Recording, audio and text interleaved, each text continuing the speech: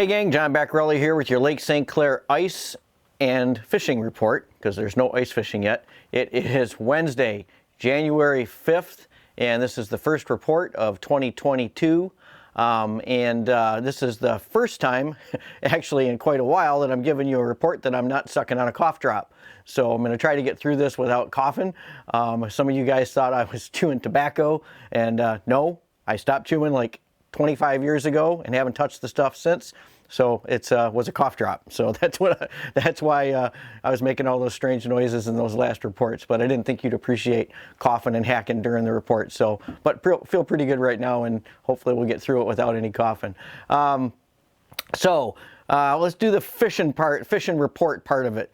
The only real fishing that's going on around here right now, other than some dock fishing for panfish, which has been pretty decent for the guys, especially behind the shop over at Selfridge, but is muskie fishing in that spillway. And I got a couple of reports from guys. Mike Coleman's been at it. He's still catching fish over there, and also one of our new employees, Zach's been over there and in the boat, and he's been tearing them up on Wonder Bread Poseidon. So and I know other guys have been catching fish over there as well too.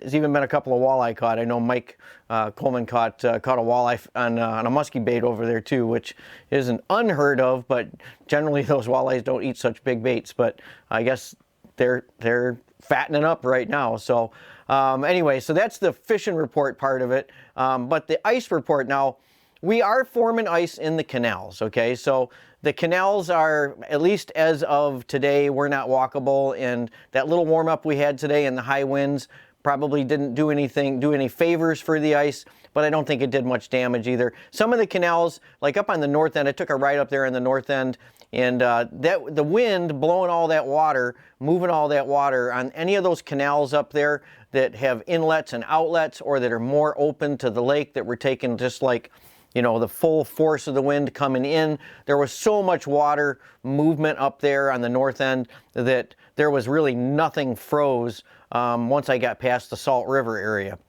Now, all those backwaters and everything, like the Salt and any of those canals around there, they were froze. Now, there wasn't anybody on them yet, but I would expect by this weekend we'll start to get conditions where guys can actually get on the ice. Now, I did try to get on the ice and was able to get on the ice back in the Metro Marsh area on at least some of the older ice that had blown in along the shoreline.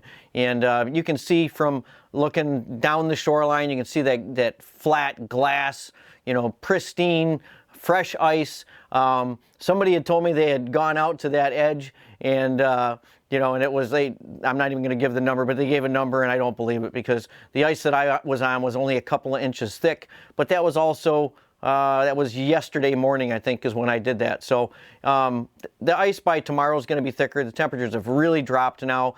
That wind is not going to affect any of that ice in those areas that had already formed. It's actually, with the cold temps, is actually going to thicken it up without any snow cover. So we're going to see quite a bit of ice making in the areas that are already skimmed over.